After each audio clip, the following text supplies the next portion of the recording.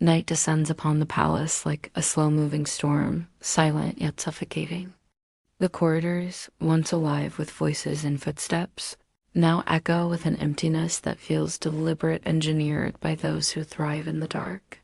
Here, in the silence, every secret feels heavier, every suspicion sharper, and every shadow more threatening than the last. Balwin finds himself wandering the halls of his own kingdom as if he were a stranger, the truth hanging over him of conspiracies, false accusations, hidden betrayals cuts deeper with each passing moment. In every face he sees, doubt takes root.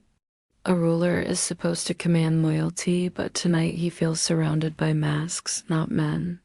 Trust has become a currency too expensive to afford. The throne weighs on him, not the seat itself, but the expectations, the defiance, the political venom surrounding it. He realizes now that power is not inherited, it's hunted, fought for, manipulated into existence. And those around him, cloaked in righteous words and helpful gestures, desire the throne more than they desire peace. Meanwhile, the chest silent, concealed, and deadly, not only holds secrets but moves the palace like an unseen hand.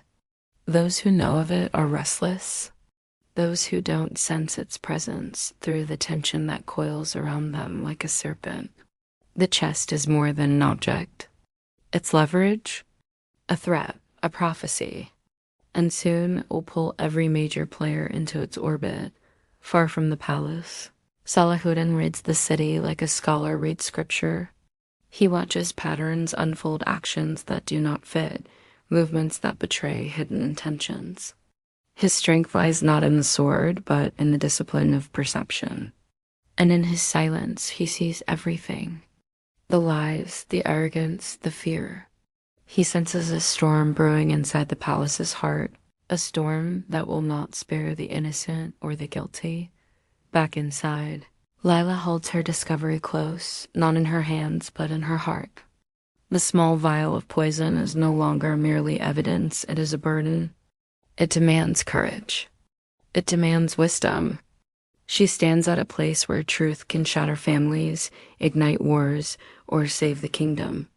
And for a moment, she feels the weight of decisions that only leaders should bear. That fate cares nothing for age or status. It offers truth to whoever has the bravery to carry it.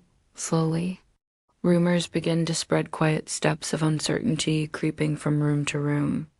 Carried by servants, overheard by guards, whispered by courtiers who thrive on chaos. These rumors grow like vines. Maria's influence is questioned, Lord Guy's loyalty doubted, and even Balwin's intentions are painted in shadows. Lies are easy to create when truth hides behind locked doors. The council chambers stand still tonight, as if awaiting the verdict that has not yet been spoken. This room, which once echoed with decisions of strength and clarity, now feels like a trap coiled with tension, waiting for the next misstep to unleash consequences no one can contain. Balwin enters, not as a king, but as a young man struggling between fear and resolve. He senses the room is watching him, dissecting him, measuring if he is strong enough to resist what has been arranged behind his back. Every eye feels like a blade at his throat, but something in him has awakened. A quiet rebellion, a spark of understanding that was missing before. He finally realizes that survival in the palace does not lie in trusting words. It lies in understanding motives. And tonight, motives scream louder than any accusation. Outside the palace, the tension travels through the city like smoke from a hidden fire. Merchants close their shops earlier. Guards patrol with sharper vigilance. Ordinary citizens whisper of unrest, sensing danger without knowing its cause. The air itself seems aware, as if holding its breath for the moment the truth finally breaks free. And amidst all this, Salahuddin prepares not with swords, but with patience. He knows that the palace's internal war will soon spill outward, and when it does, it will shape the region's future. He waits for the exact moment when intervention becomes necessary, not to protect individuals, but to protect balance. The kind of balance that keeps nations from falling into darkness. Inside the palace, a moment approaches, a confrontation not of blades, but of truths. The conspirators tighten their grip. Their plan nears completion. They believe the young king is cornered, blinded, predictable. But they forget one thing. A cornered ruler does not break. He transforms. Balwin, shaken yet resolute, stands ready to face the storm.